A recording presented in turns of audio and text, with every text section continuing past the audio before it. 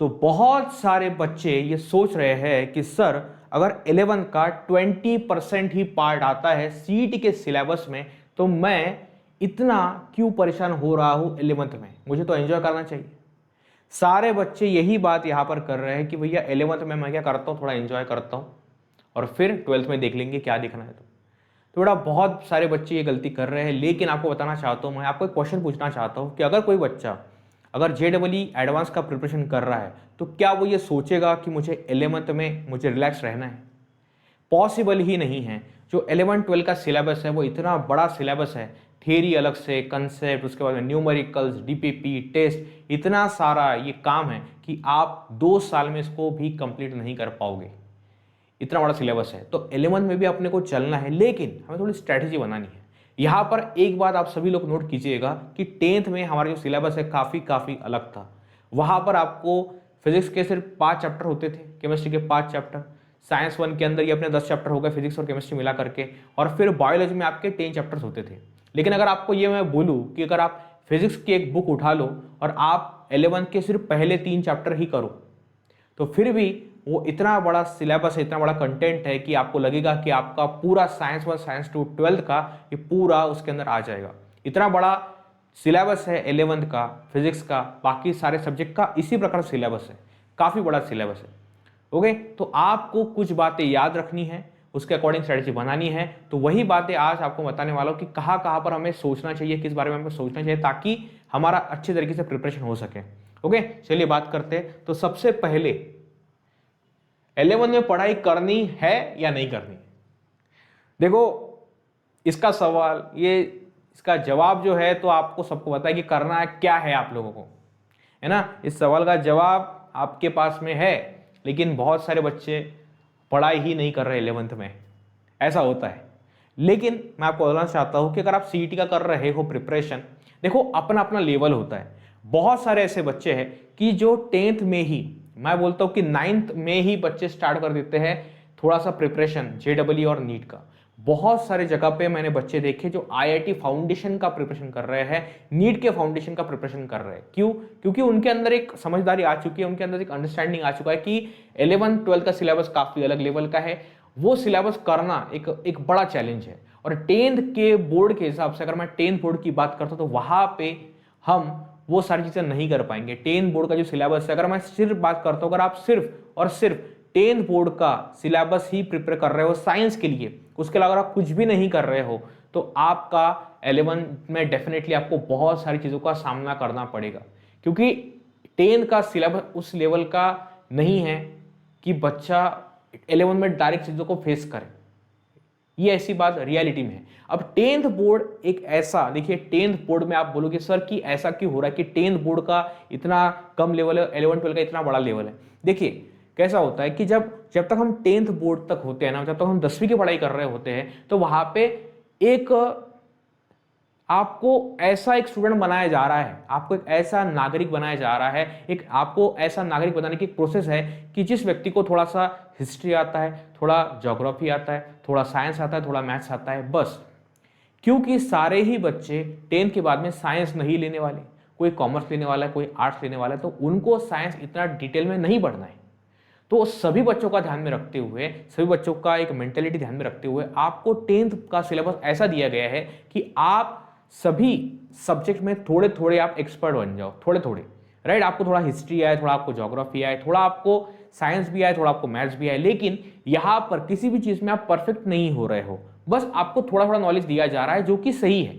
बच्चों का एक लेवल देख करके सारी बातें सही है, लेकिन एकदम से जब आप स्ट्रीम चेंज करते हो, जब जैसे आपने कॉमर्स पकड़ लिया, जैसे आपने आर्ट्स पकड़ लिया, फिर आपने साइंस पकड़ लिया, तो साइंस में जैसे आप आ गए तो यहां पर एकदम पहाड़ है कंटेंट का, पहाड़ है नॉलेज का।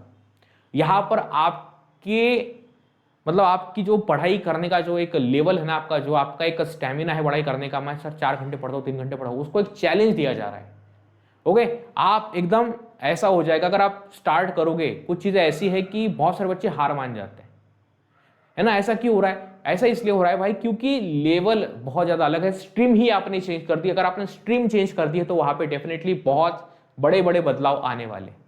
ओके, तो बहुत सारे बच्चे बोल रहे हैं कि सर 11 में करे क्या? फिर 11 का वैसे भी 20% सिलेबस आने वाला है, तो मैं तो बोलता हूँ कि बहुत बढ़िया हुआ, 11 का 20% सिलेबस आ रहा है। ओके, उन लोगों को पता है, 12th बोर्ड वालों को, मतलब बोर्ड वालों को पता है कि बच्चा 11th में उसको तैयार होना है। समझ रहे हो? आपको 11th में करना क्या है कि बोर्ड क्या एक्सपेक्ट करता है, बोर्ड ये एक्सपेक्ट करता है कि पहले आप एंजॉय तो करो। एकदम से ऐसा नहीं कि आपके सर के ऊपर एक पहाड़ रखा जाएगा, आप एंजॉय करो, लेकिन किसको एंजॉय करना है? कंसेप्ट को एंजॉय करना है। आप कंसेप्ट को समझने की कोशिश करो कि हो क्या रहा है, चल क्या रहा है। ऐसा नहीं कि हमें उसके अंदर से एकदम डूब जाना है, एकदम से डूबना नहीं है, कोई एकदम से डूबना नहीं है। अगर मैं किसी को, मतलब जिसको स्विमिंग नहीं आती, और मैं उसको बोलूं कि डायरेक्ट उसको मैं बोलूं कि आपको डायरेक्ट समंदर में आपको स्विमिंग करनी है, तो पॉसिबल है क्या ये? नहीं। किसी व्यक्ति को अगर स्विमिंग नहीं आती है तो पहले उसको देखो भाई कि स्विमिंग पूल में डालिए, फिर रिवर में डालिए, फिर धीरे धीरे प्रैक्टिस करते करते अपने आप एक दिन वो समुद्र में तैरेगा, वहां पर स्विमिंग करेगा। तो ये ऐसा है, एकदम से आप सारी चीज़ों के पीछे मत लगो। आप बोलो कि सर मुझे थ्योरी भी आनी चाहिए, मुझे कंसेप्ट भी आनी चाहिए, कॉलेज में यूनिट टेस्ट होने वाले तो मेरा ये प्रिपरेशन नहीं हुआ, ये प्रिपरेशन नहीं हुआ। देखिए टेस्ट मैं भी आपको दे सकता हूँ कि ये लिखो, ये लिखो टेस्ट। आप अगर 12th में हो तो मैं बोलता हूँ ये देखो, ये टेस्ट ले लो आप, ये अपने 4 चैप्टर के ऊपर टेस्ट है, मैंने आपको टेस्ट दे दी। टेस्ट देने से कुछ नहीं होता है भाई, टेस्ट तो कोई भी दे सकता है। टेस्ट तो आप भी किसी अपने दोस्त को दे सकते हो। मैंने बोला कि ठीक है ये टेस्ट आप दे दो, हो गया, आपने टेस्ट आपने दे दिया। मैं बोलता हूँ कि 5 चैप्टर के ऊपर टेस्ट दे दो, हो गया। मैं बोलता हूँ आपको बोलता कि 10 चैप्टर्स के ऊपर टेस्ट बनाओ, तो आप बना सकते हो, लेकिन उसका कंटेंट प्रिपेयर करना एक बहुत बड़ा चैलेंज होता है। अगर आपको मैं 5 चैप्टर दे दूं, मैं बोलूं कि ये 11 के 5 चैप्टर आपको प्रिपेयर करो, भैया ऐसा लगेगा ना आपको कि 1 महीना 2 महीना 3 महीने इसको कम पड़ जाएगा। इतना बड़ा वो सिलेबस होता है, इतना बड़ा कंटेंट होता है, इतना बड़ा पेशेंस लगता है, इतना कॉन्सेंट्रेशन लगता है, तब जाकर के वो बातें होती है, उसके सिवा नहीं होती। तो टेस्ट बनाना, टेस्ट देना एक सिंपल बात है, लेकिन टेस्ट के लिए बच्चे को तैयार करना एक बहुत डिफरेंट चीज होती है जो टीचर करता है। समझ रहे हो? टेस्ट बनाना, टेस्ट देना एक बहुत सिंपल सी बात है, कोई भी टेस्ट दे सकता है। मैं भी आपको जेडब्ल्यू एडवांस का एक पेपर दे सकता हूँ, ठीक है बेटा ये 5 चैप्टर के ऊपर मैंने टेस्ट बनाया, इसको सॉल्व करो। लेकिन उस 5 चैप्टर को अगर मैं बच्चे के दिमाग में डालना चाहता हूँ तो उसके लिए टीचर को कितने एफर्ट करने पड़ते हैं ये आप सोच भी नहीं सकते। स्टूडेंट तो बैठा हुआ क्योंकि उसको कुछ पता ही नहीं है, स्टूडेंट को टीचर जो बताएगा वो काम करेगा, लेकिन टीचर को पता होता है कि ये कितना बड़ा चैलेंज है। इतना सिंपल नहीं है भाई, टीचर को बहुत सोचना पड़ता है, टीचर को टाइम इन्वेस्ट करना पड़ता है अपना, तब जाकर के वो बातें वो स्टूडेंट के दिमाग में डाल सकता है, अदरवाइज नहीं डाल सकता। तो अगर आप 11th में हो तो आप पहले कंसेप्ट को एंजॉय करो भाई, तुम पहले कंसेप्ट को एंजॉय करो, एकदम से चीज़ों के पीछे मत भागो। आप बोलोगे कि सर यहाँ पर तो मुझे टेस्ट देनी है, यहाँ पर कॉलेज में टेस्ट हो रही है, यहाँ पर ये हो रहा है, वहाँ पर हो रहा है, नहीं होगा भाई, नहीं होगा, इतनी बातें नहीं होने वाली। सबसे पहले तो मैं कंसेप्ट को एंजॉय करूँ कि टीचर क्या पढ़ा रहा है, कि क्या वो पढ़ा रहा है हमें मेरे दिमाग में जा रहा है, तो पहले वो समझ लो कि ठीक है मेरे दिमाग में जा रहा है, मैं नई नई चीज़ें सीख रहा हूँ। चलिए बहुत बढ़िया, आपने नई चीज़ सीख ली। उसके बाद में 11th में मैं चाहता हूँ कि पहले जो आपको 4 5 6 महीने हैं तो आप पढ़ाई की आदत डालो, क्योंकि आगे चल करके ये बहुत ज़्यादा पढ़ाई आपको करनी पड़ेगी। तो आप पहले पढ़ाई की आदत डालो कि सर मैं 2 घंटे पढ़ता था, 3 घंटे पढ़ता था, अभी मैं क्या करता हूँ, अभी मैं 4 5 घंटे पढ़ने की आदत डालता हूँ। तो आपको पहले ये करना है, आप पहले आदत डालो भाई, पहले आप आदत डालो कि मुझे यहाँ तक इस लेवल पर लेके जाना है कि मैं अगर 3 घंटे पढ़ता था 4, अभी मैं 5 से ऊपर पढ़ रहा हूँ। तो ये पढ़ाई की आप आदत डालो। उसके बाद में टेंशन मत लो, आप टेंशन बहुत ज़्यादा लेते हो। कभी कभी कुछ बच्चे बहुत ज़्यादा सीरियस होते हैं, उनको लगता है कि मैं 10th में तो इतना पढ़ता था, 10th में तो मेरे को इतने सारे परसेंटेज आ गए, तो अब मैं क्या करूँ। बेटा 10th के परसेंटेज को भूल जाओ, अगर आपको कम मिले हैं तब भी भूल जाओ, ज़्यादा मिले तब भी भूल जाओ, आप टॉपर हो तब भी भूल जाओ, क्योंकि 10th का कोई कंपैरिजन नहीं है 12th के साथ में, रियलिटी है, एक्सेप्ट कर लो। नहीं करोगे तब भी तुम्हें आगे चल के पता चलेगा ही। तो चीज़ें आज ही आपको बता देना चाहता हूँ मैं, 10th का जो रिजल्ट है आपको 91 95 97 98 जितने परसेंट मिले हैं, अगर आपको कम मिले 70% मिले, 70% वाला बच्चा अगर मैथ्स और साइंस में होशियार है तो वो 90 वाले से 90% 95% वाले से आगे निकल जाएगा, अगर उसका तरीका सही है तो। क्योंकि एक एकदम डिफरेंट तरीका है, इसमें फिजिक्स, इसमें साइंस और मैथ्स का ही आपको अच्छा प्रिपरेशन करना है। हो गया? तो किसी बच्चे का अगर साइंस और मैथ्स में आईक्यू एकदम अच्छा है, उसका दिमाग अगर चलता है साइंस और मैथ्स के अंदर, और बाकी चीज़ों में नहीं चलता है, तो ये साइंस और मैथ्स में आगे चलकर बाजी मार लेगा। उसको भले ही 10th में 75% हो, 80% मार्क्स हो। 90% स्टूडेंट जिसको 90% से भी ज़्यादा मार्क्स है और अगर वो सिर्फ याद करता है चीज़ों को, वो समझता नहीं है, लॉजिक उसका लगता नहीं है, तो नहीं होने वाला कुछ भी। तो 10 के परसेंटेज भूल जाओ, कम मिले हैं तब भी भूल जाओ, ज़्यादा मिले तब भी भूल जाओ, क्योंकि उसमें 11 12 में उसका कुछ काम नहीं आने वाला। तो बेटा टेंशन मत लो, क्योंकि आपको लगता है कि मैं 10th में तो यहाँ पे था, अभी मैं तो कंसेप्ट समझ में नहीं आ रहा है, तो इसको तो समझ में आ गया, तो बेटा वो तरीका अलग है एकदम से, वो सारी चीज़ें अलग है। तो धीरे धीरे ये आने वाला है। तो पहले कंसेप्ट को एंजॉय करो कि टीचर क्या पढ़ा रहा है, तुम पहले कंसेप्ट को समझो, आराम से समझो कि ओके ठीक है ये ऐसा होता है, ये ऐसा होता है, ये ऐसा होता है, क्योंकि बहुत सारी चीज़ें साथ में आती है, उनको लॉजिक लगाना पड़ता है, उनको जोड़ना पड़ता है, तो ये बहुत सारे बच्चे नहीं कर पाते। तो पहले तुम कंसेप्ट को एंजॉय करो, पढ़ाई की आदत डालो, 11th में यही काम करना है, पढ़ाई की आदत डालो तुम। उसके बाद में टेंशन मत लो, टेंशन मत लो, टेंशन अगर लोगे तो कुछ होने वाला नहीं है, क्योंकि चीज़ें बिगड़ने वाली है 11th में। 10th से आप उठ करके आओगे, 11th में चीज़ें बदलने वाली है, चेंज होने वाली है, ये आपको सामना करना पड़ेगा, आपको पता ही नहीं कि हो क्या रहा है। तो ये एकदम नई चीज़ें हैं, आप इसको सोचोगे तो ये आपका दिमाग हिल जाएगा, राइट, ऐसी बात होती है। तो टेंशन नहीं लेना है। बाद में देखो, अभी यह है काम की बात, एकदम काम की बात कि भैया फिजिक्स का मुझे पढ़ाई करना है ना, अभी फिजिक्स की बात करने वाले, बाकी तो केमिस्ट्री बायो के मैम वो अपना बना लेंगे उसका कंटेंट। तो अभी मैं फिजिक्स का बात करने वाला हूँ। देखो, हाई प्रायोरिटी क्लास 11 चैप्टर की, हमें 11 के कौन से चैप्टर के ऊपर ज़्यादा फोकस करना है, क्योंकि सिलेबस बहुत बड़ा है, टोटल 14 चैप्टर्स है ना, मतलब मान लीजिए कि 12 से ऊपर ही चैप्टर आपके है उसके अंदर। तो इतने चैप्टर्स करना क्या पॉसिबल है? नहीं पॉसिबल है भाई, एक साल के अंदर पॉसिबल नहीं है इतना करना, ये रियलिटी है। रियलिटी यही है कि 11th में तुम 12 से ऊपर चैप्टर सिर्फ फिजिक्स के कर रहे हो, तुम्हें लगता है कि मैं सब कुछ याद कर लूँ, सब कुछ मैं कंसेप्ट ग्रहण कर लूँ, तो नहीं हो सकता। समझ में आ रहा है? तो मैं देखो यहाँ पर हमने 5 चैप्टर्स हमने निकाले हैं, ये 5 चैप्टर्स आपको बहुत ज़्यादा IMP टॉपिक्स है, जो कि आपको 12th केमिस्ट्री CD के हिसाब से आने वाले। तो यहाँ पे आपको लॉज ऑफ मोशन बहुत ज़्यादा IMP टॉपिक है, क्योंकि उसके अंदर के न्यूमेरिकल्स है ना, वो न्यूमेरिकल पूछे जाते हैं, उसके ऊपर पूरा बेस बनता है, मैकेनिक्स पूरा बनता है ना न्यूटन्स लॉज ऑफ मोशन के ऊपर, वर्क, एनर्जी एंड पावर। तो ये आपको समझना है। ग्रेविटेशन के बारे में आपको समझना है कि भैया ग्रेविटेशन में क्या क्या बेसिक कंसेप्ट बहुत सारे हैं, 10th का नहीं बोल रहा हूँ मैं, 11 का थोड़ा सा अलग है, और वो आपको समझना पड़ेगा।